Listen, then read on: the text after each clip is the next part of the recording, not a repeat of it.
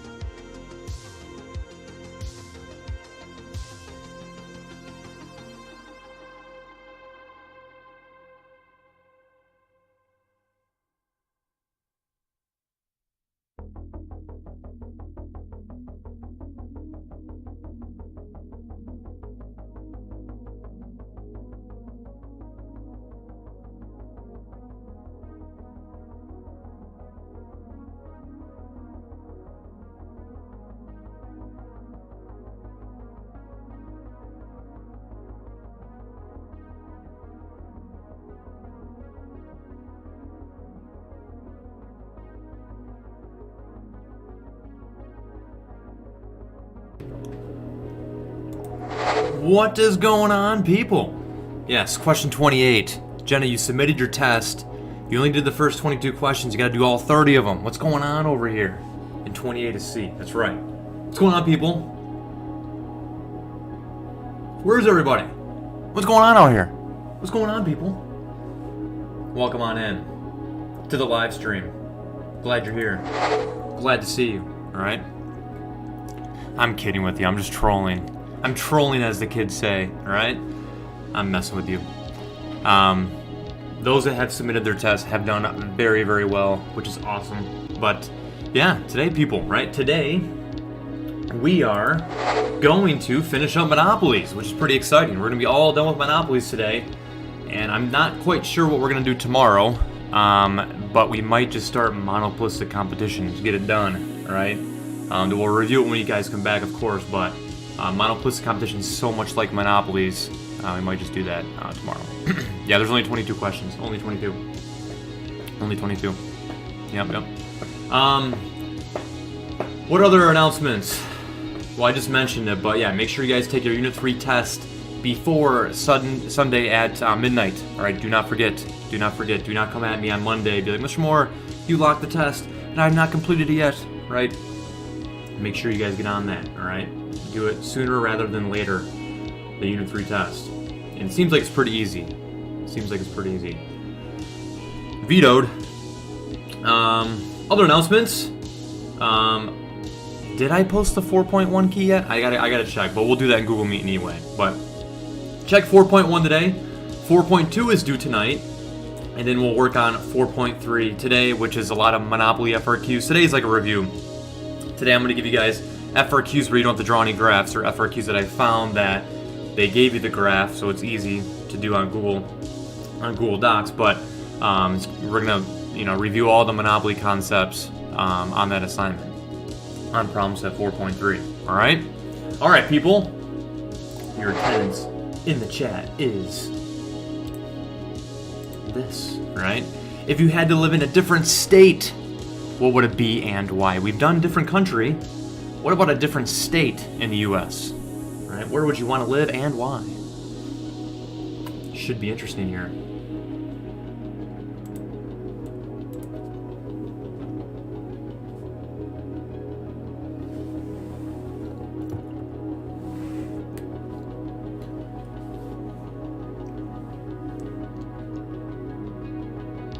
Ooh, Ethan, I'm with you on that.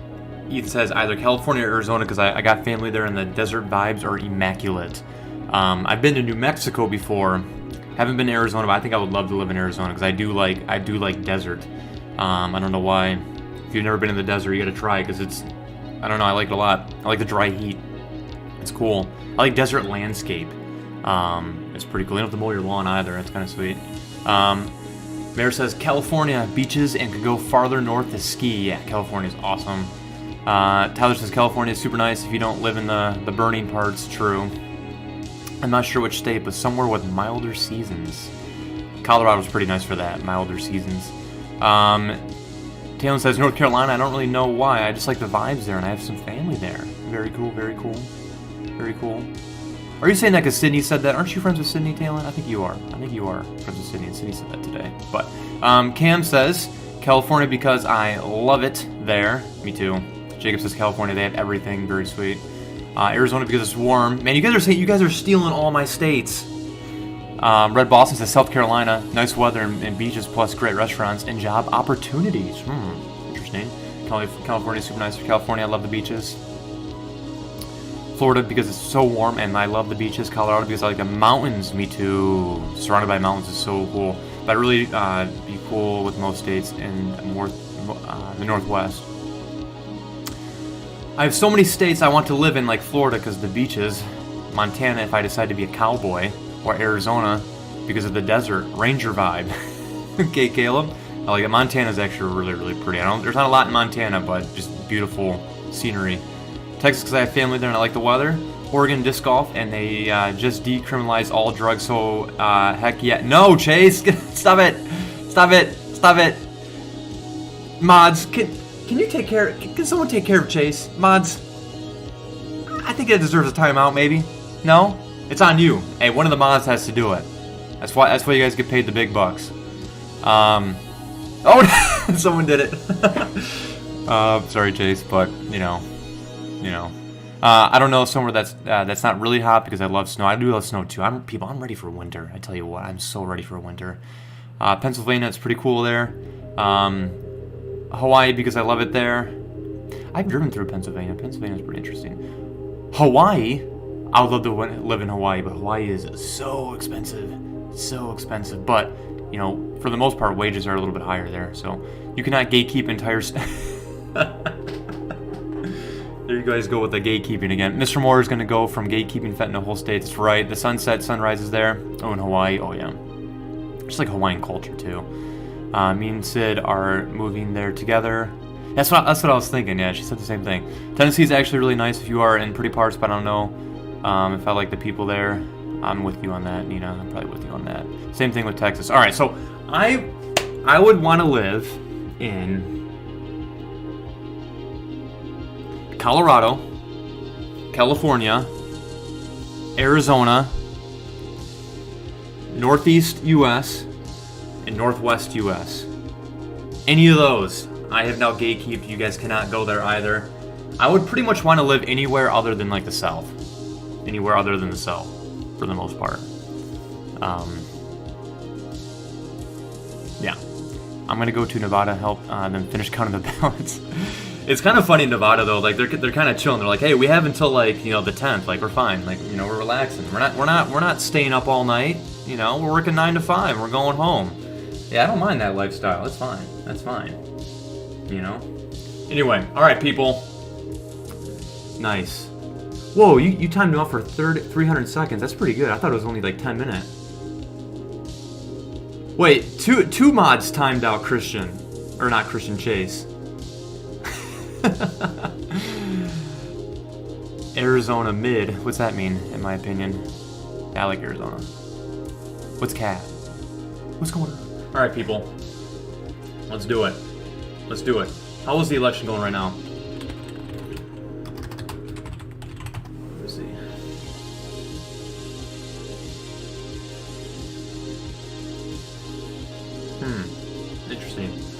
Interesting. I feel like Arizona's still kind of a toss-up. All right, people. Not too great. Is that like a new word you guys say? Huh. All right, people. Let's get into it. Let's get into what we got to do here. Let's do it. Price discriminating monopolies. That's what we're talking about today. Price discrimination. Excuse me. What'd you guys have for lunch? I had some buffalo chicken macaroni and cheese. Amazing. Absolutely amazing. All right, where are we at here, people? All right. Price discrimination. That's what we're going to be talking about today. Reasonable. I don't really like desert stuff. Have you ever been to the desert, though, Nina? Have you? Ooh, French toast sounds kind of good. I bet people have been eating healthier now that they're at home. I bet. Because I see what you guys eat in the cafeteria. That stuff is insane. Insane. All right, people. Price discrimination. All right, that's what we're going to talk about today. So what is price discrimination? That is the practice of charging different prices to different people, right? Is basically what it is, right? Instead of charging a single price for a good to all buyers, you are able to charge people different prices based on knowledge of their willingness and ability to pay, which is pretty crazy. Tacos. So where does this happen, right? Airline tickets definitely have the ability to identify based on which day you travel. Are you more likely traveling for vacation reasons or business reasons? And obviously, if you're traveling for more business reasons, that is more inelastic, right? They know that if you are flying out on a Wednesday and returning on a Friday, it's probably business, not vacation. So you're going to have to go there regardless. So they might charge you a higher price opposed to if you're traveling on a Friday and returning on a Sunday. Right. Actually, let's look it up real quick. The cheapest flight,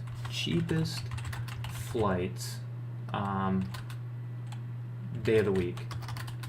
I used to know this. I feel like I look it up every year. Tuesdays, Wednesdays, and Saturdays are usually the cheapest. But yeah, that's basically the idea. If they know that you're traveling for business reasons, you're probably going to be charged higher rates than vacation, because a vacation, right, you can change it unless it's spring break, right? Spring break rates are going to be really high because that's inelastic demand. If you're going on a trip, right, you can only go on a trip that week. You expect to pay a lot for during that time period. But yeah, that's the idea, right? People are getting charged different prices for the same service, right? A flight from here to there, right? Just based on the day. Movie theaters, obviously there's a child rate, an adult rate. Sometimes there's a senior citizen rate. So based on your age, you're charged different prices. People that use coupons, right? If you use coupons, right, you're essentially paying different prices than those that don't use coupons. So it's sort of differentiating between spenders and savers. A GBHS football game, there's different rates between students and parents, right? There's instances where people are charged a different amount, is basically the idea. Why did someone... All right, people, stop banning Chase if he's not saying anything bad. You do not abuse your mod privileges, or else you will be unmodded. And I will mod Chase, and then Chase is just going to ban you, right? Anyway, moving on. All right. You guys are crazy. All right, stop it. All right, so price discrimination is again, the ability to charge consumers different prices for the same good or service. So what we're going to talk about, though, is perfect price discrimination, right? Imagine if, a firm can segregate the market so much to the point where they are charging individuals the highest willingness to pay for each individual, right, is basically the idea. So what's going to happen is those that have more so inelastic demand, like, individual inelastic demand curves, are obviously going to be charged more, right? Because they're not going to buy less per se if price goes up, and then those with elastic demand are going to be charged lower prices to get them to buy the good. Yeah, I need to make Mike a mod. All right, so in order for a firm to perfectly price discriminate, the following conditions must apply. One, you must have monopoly power. That's why we're learning this with monopolies. And the only time we ever use price discrimination in terms of this class is we're going to look at it in terms of a monopoly, right, on the monopoly graph.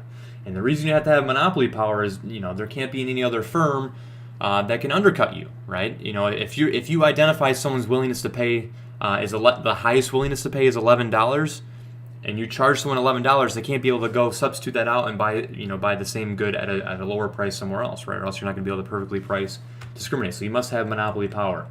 Number two, you must be able to segregate the market. In other words, you must be able to collect information, right? You must be able to somehow figure out that this person is willing to pay, up to $11, and another person is only willing up to pay $5. So you charge that person $11 and the other person $5, right? You must have some sort of information in ability to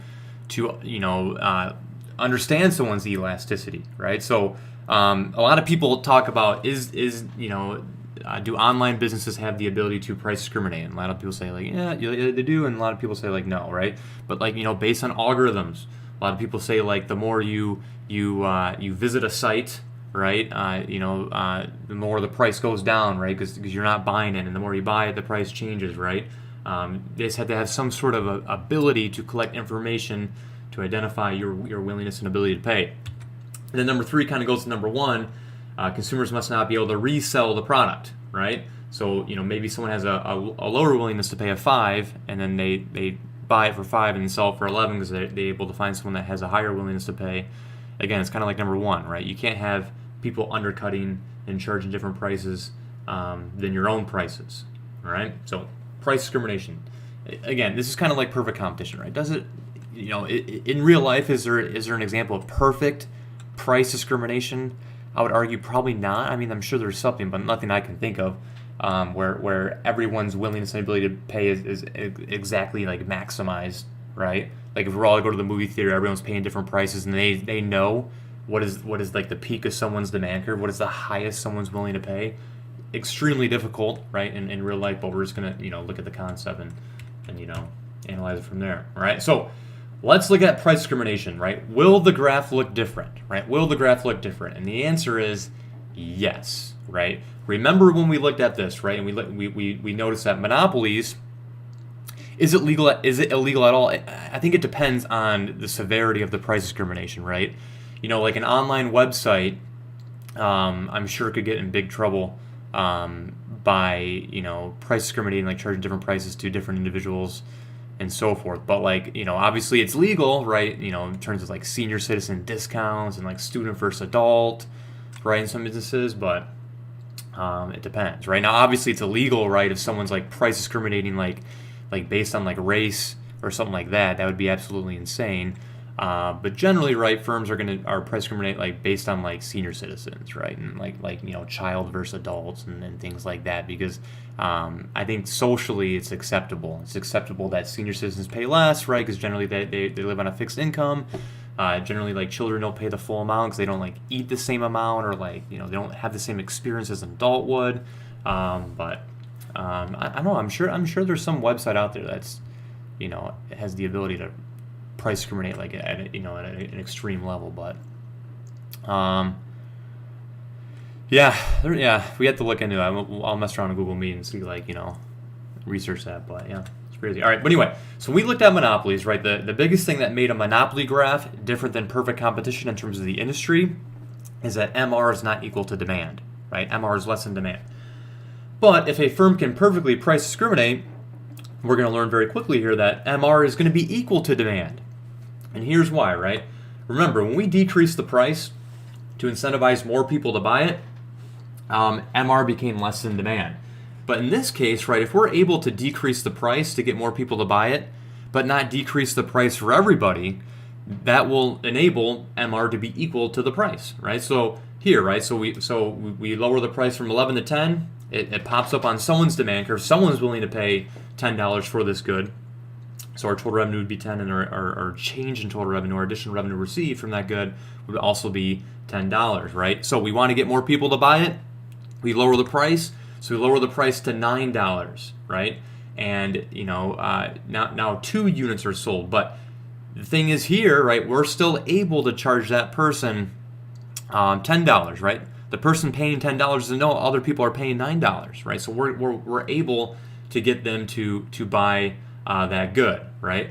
Now 2 people are willing and able to buy it at $9, but only 1 person is buying it at $9.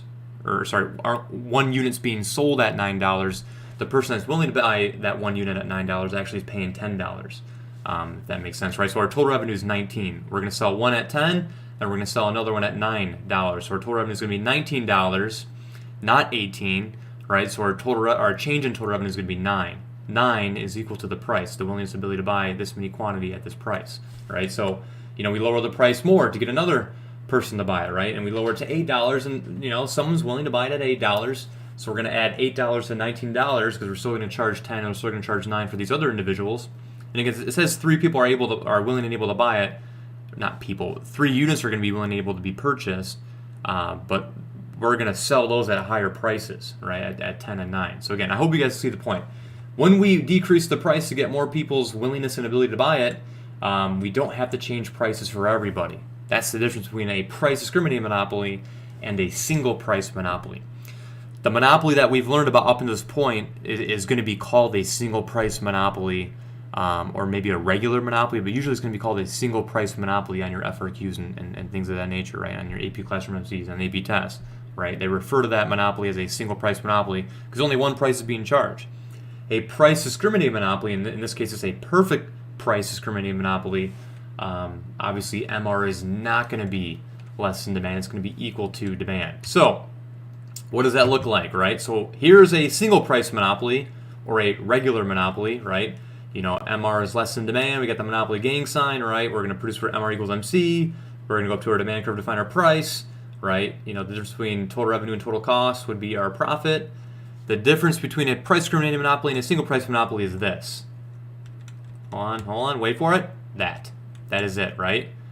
MR is going to be equal to demand, right? You're not going to draw the monopoly gang sign if this is a price discriminating monopoly. So now demand is equal to MR. So once you do that, once you remember that a price discriminating monopoly, MR is equal to demand, just follow all the same rules, right? All the same rules apply in terms of the concepts that you've already learned up until this point, right? Where are we going to produce at? We're going to produce for MR equals MC, right? So we're going to produce this much quantity. So notice this, right? Let's compare a single price monopoly to a perfect price discriminating monopoly, right? Well, what's going to happen? Well, actually, we're going to get more quantity brought to market, right? We're going to get much more quantity brought to market, which is good, right? That's a good thing. As a matter of fact, right, are we going to get the socially optimal quantity brought to market? And the answer is yes, right? Remember, socially optimal is where demand intersects marginal cost, or the price of the good is equal to marginal cost. In this case, it is, right? Demand is equal to marginal cost. Now, there's going to be different prices, but someone's going to be paying this socially optimal price, and we're going to get the socially optimal quantity. Ooh, very good, Jenna. Very good. You're already jumping ahead. Very good. So a benefit is this, right? We're going to get more quantity, right? We're going to get more quantity brought to market. However, right, it says identify the price. Well, there's multiple prices. This is going to be a price. This is going to be a price. This is going to be a price. There's going to be all these prices, and obviously they're not going to charge a price less than they're going to receive the total cost, right?